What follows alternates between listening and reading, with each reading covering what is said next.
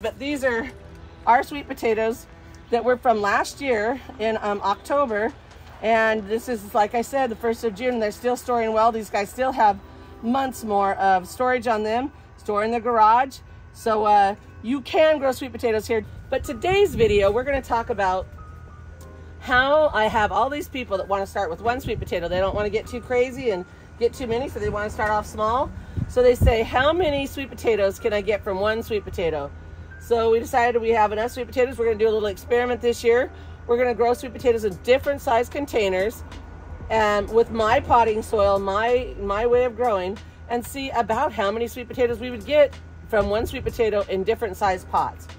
So today is June 1st, and we're pretty much sold out on all of our sweet potato plants for the year. We had about 500 this year, and I sold out of all of them. The difference between what I do here and what typically people try to do is to grow from a slip. And our season is so short, you have a very difficult time growing in the Pacific Northwest from just a slip. So what I do is, you know, probably about 10 years ago, I was challenged to grow sweet potatoes because my sister said, you can't grow sweet potatoes here. And I thought, okay, challenge accepted. I'm going to figure out how to grow sweet potatoes. So that's what I've been working on. Now, the first year I did it, I got my slips out of Georgia, like everybody else does. You know, Georgia is that great state that can grow so many sweet potatoes, they can throw them out the window and grow them, right? So I tried to grow sweet potatoes, and we put them in the first year, then so diligently took care of them and fertilized them and watered them and gave them the hot place in my yard, everything I needed to do, and was so excited to dig them up just before that first frost. And this is what I got. Basically, some little tiny sweet potatoes about the size of a pencil. And that's was if I was lucky. Most of them were just like colored colored roots, basically. But the other ones I got were about the size of a pencil. So I decided, you know, I'm going to give it an all-American try. I didn't give up. I pulled back those pencil-sized ones, and I don't know, 5 or 6 the first year, and held them back and planted them again. And then I planted them again and again until after about 4 years, I was able to get some that were, you know, usable size. They weren't too small. They had gotten a little bit bigger. Still probably not quite edible, but getting bigger. And that was the year I discovered how to truly grow a sweet potato in the Pacific Northwest. So what I did was I held back those largest ones. I started my starts or my slips exactly at that time. But instead of waiting until spring to start slips and taking the slips and planting them directly in the garden, I harvested my potatoes just before that frost. So if they say it's going to frost on October 28th, I'm going to harvest my potatoes on October 25th, 6th, or 7th, you know, just before that frost, because I want to give them every moment I can. So then I held back the best ones, and I planted them in soil in the house, in the grow room, in mid to late November. So just before the first of the year, I had sweet potatoes started. So then in the spring, as time went on, I took the slips off and planted them into cups, like you see here, these cups. And by doing that, I'm selling rooted plants. So this plant, when you take it home, you're taking home a four-month-old, maybe 5-month-old plant. I continuously, to keep them small, I just pinch back the tops and keep the plant small on the top so I don't have a huge vine going everywhere if I can help it. And then I just use the time to get really good roots. Because when we have a good root system, we're going to be able to pop that baby in the ground, and it's going to hit the ground running, and we're going to end up with a beautiful plant. And moreover, we're going to end up with sweet potatoes. So in order for us to grow sweet potatoes in the Pacific Northwest, the idea is, how can we extend our season? Because we really only have from June 1st to, say, October 1st. That's a 4-month window to grow sweet potatoes here, and typically never, ever really hot enough. So these guys have been here for 10 years now, basically growing off the same potatoes, so they have a little bit of a genetic memory, a little bit of a land race they've become here. They've climatized, and then every year I just put out more and more of these, and we get more and more sweet potatoes. And our last year harvest, we took these out, I think this is about October 15th or 16th, and this is some of them. And full disclosure, you definitely will get some that are smaller, absolutely. But we actually got some that were about as big as my forearm, so you absolutely can get some that are bigger. So don't think you can't get big sweet potatoes here in the Pacific Northwest. You just got to follow some rules. You want to make sure when you get your sweet potato, when you dig it up, you want to look up and do a Google on how to cure your sweet potato, because we are now, like I said, June 1st, and these potatoes are very usable still. They've got several months left of storage in them. After I cure them properly, then I use them, I just put them in our garage and store them for months and months, and we get a lot of sweet potatoes. So this is going to be our 5-gallon size pot. We've got a 5-gallon bucket here. It is food grade, so make sure you got a food grade so we don't have any BPA or anything like that in it. You want to drill, not the very bottom of the bucket, but around the sides of the bucket. You want to drill 5 or 6 half-inch holes around the sides. The reason you don't want to do it on the bottom is if you set it on the cement or sometimes on the ground or compacted ground, it may block those holes up, and then your pot will just become a waterlogged vessel, and your sweet potato ends up rotting in there and dying anyways, because too much water is exactly like not enough water, except you get the soggy rots. So put your holes on the side of it, down there near the bottom, and give yourself about 5 or 6 half-inch holes around there. Get yourself some good potting soil. I make my own here. This is perlite, coco coir, a little bit of my own garden soil, so I've got some good heebie-jeebies in there, some good micro life, and then I've also got a whole lot of compost. Whatever the question is, it's all about the compost in this stuff. So we will fill this bucket up. And then once we've got it filled up, we will take this sweet potato, we will get him going and check out his roots and things, and then we will add a little bit of bone meal to it, because bone meal is really good for a good root development. And since we're going for a root crop, let's get some good root development in there. And then I also like to put some really great organic, of course, everything's organic, but this is worm castings. To me, this is just gold. You know, people, it's not about the plant, it's about the soil. So whatever you build your soil with, however you splurge and get yourself some good soil, your plant will come back and give you the fruit from that. If you use really gross soil that's just dead and then got no active life in it at all, you're not going to get a whole lot out of it. So you're going to be pretty sad when you go to harvest, get the big surprise that your plants either died or you've got very little. But feed your soil, feed the microbes, and get that symbiotic relationship going between our little amoebas and nematodes and fungi and mycorrhiza, and get all those guys fed so that they can take up those nutrients. They can go down and harvest the minerals and things out of that, out of the things that are available in this really great compost and stuff, and they can feed that to our plant and make our plant lovely. And our plant will bring down the sunshine.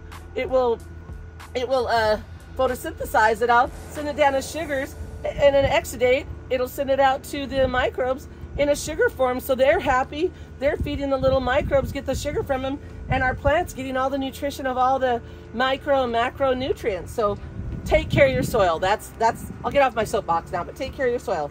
So once we have this filled up, we've got our fish bone meal in there, we've got a little bit of worm castings. Then we're gonna take our pot out of here, our plant out of here, I should say. We're gonna look at these roots here. This is what you pay the big bucks for. Just kidding, they're not that much. But then you wanna tickle these all loose, like this. We're gonna tickle them all loose. And then we're gonna take this plant, we're gonna throw some really nice, I do down to earth, but no endorsement. You use whatever type of organic amendment you want to use, but I put some down to earth on it, just some good starter. It's got a little mycorrhiza in it and stuff, but just a good starter fertilize. And then I plant that up, and I plant it up level with where it was in the cup. The reason I do that is because here in the Pacific Northwest, I don't have a whole lot of extra room to do anything different. So this way we have it ready to go, and I don't want to worry about this. Now, people who live in the South get really excited about these long runners and want to replant them, but I don't advise that. So, be patient and let this be how it is. And we're gonna come back later and talk a little bit more about it. So we're gonna go on now, again, trying to help people decide how many sweet potato plants they need to have when planting for their family. We've had a lot of questions, as I said in our other videos, about, what size container do we need? How many can I put in that container? and how many sweet potatoes will that actually produce. So we did a 3-gallon pot, we've done a 5-gallon pot, and now we're gonna jump up to this 25-gallon pot, and I'm going to put 3 in this. Again, these are our Valley Growing Gardens sweet potatoes. So you're getting a well-developed root system here. You're not planting a slip, you're planting a plant that has a very good root system. So let's get on with it. We're gonna pop our pot out. We're also not gonna go into the details about the potting soil again, because we've already explained that in the other videos about don't go cheap on your potting soil. You wanna get a good, nice, loose potting soil. Of course, this is the one that, you know, I make here, but you do what you need to do for you. I'm gonna dig out a hole here. I'm gonna pop my plant out of here. I like to use a little bit of a starter on it, but I'm also gonna show you the root system that you get on our plants. So this plant is a 4-month-old plant. So when you get it from Valley Growing Gardens, you're not buying a slip, you're growing a nice potted plant. We're gonna loosen these guys up, just gently kind of pulling them apart so that they can not grow in circles like they're kind of wanting to do right there because they were stuck in that cup for so long. And then we're gonna give it some rooting zone, and we're gonna pot it just a couple inches, maybe 3 or 4 inches from the side, just to give it the most room to put on as many babies as it can. We'll divide up this area as equally as possible. Let's see, probably something like this. It's about right. We'll put this guy in next. Come back from the side. Take him out of his cup. He doesn't have quite the, he's not quite as root bound. We'll get a little bit on here, a root zone. Throw it on there. Fill him up. I don't put these deeper. You have the choice of doing that.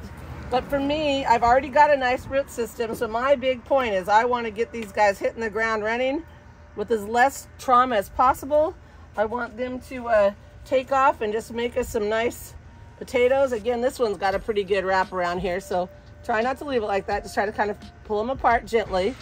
And that way you have plants that can take off and put their roots down in the soil. This guy, look at the roots on that baby though. That's a nice root system. And then we'll put a little bit more starter on it. Put it in that pot. So we've got 3 plants. That's just my guesstimate. I don't generally plant in a smaller pot. I guess this isn't too small of a plant for many people, but I want to get a good idea so we can be able to help those of you who have maybe not a lot of space. You know, you have a balcony, you have a deck or whatever. So we're going to do some different ways of how you can grow sweet potatoes in the Pacific Northwest where we don't have a long growing season. And this is exactly what I would do. And I want this pot to be as deep as possible. So we're gonna put some more soil in there and fill it up a little bit higher so that our sweet potatoes get as much room as possible. So I'm gonna pretty much fill it up to the brim, and then we'll water it in very well. We'll put it in the shade for a day or so, or a couple days, to take down that transplant shock, because they get a little shocky when they get torn out of their nice cozy cup that they've been in for 4 months. So we're gonna give them a little time to get over that in the shade and just relax. And then we'll put them out in a nice sunny spot. You know, like in our area, we can use a driveway against a house. If you've got a cement wall, you've got a walkway, you've got a path, or you just have a sunny patio, whatever you wanna do. I will also be doing an experiment this year with putting them in the ground to see how much difference it makes. I feel that our soil temperature really never gets that warm down below, like, you know, 6 inches or so. And so I think we might have diminished returns putting them in just our soil because of the soil temperatures here. But you know what? We're gonna give it an all-American go, and we're gonna try it, see what we can come up with by putting them in the ground also. And what we get, we'll all come back in October. We'll check the results of all these different ways of growing and planting sweet potatoes. Now all these pots, from the 3-gallon, the 5-gallon, the green stock planter, and the 25-gallon here, they're all grown with the same potting soil. So there's no difference there.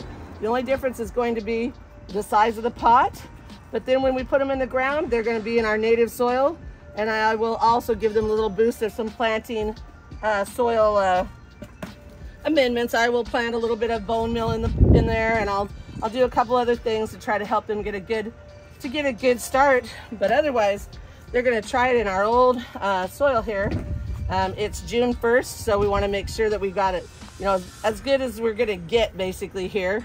You know, we end up getting real hot in August and stuff, but we kind of get a slow start in that springtime.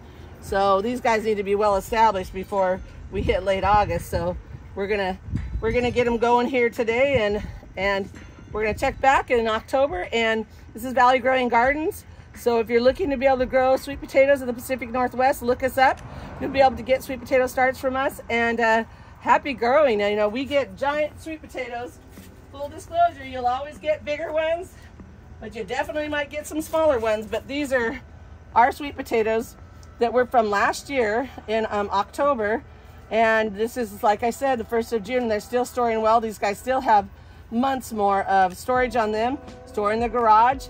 So you can grow sweet potatoes here. Don't let anybody tell you anything differently. And happy gardening in the Pacific Northwest.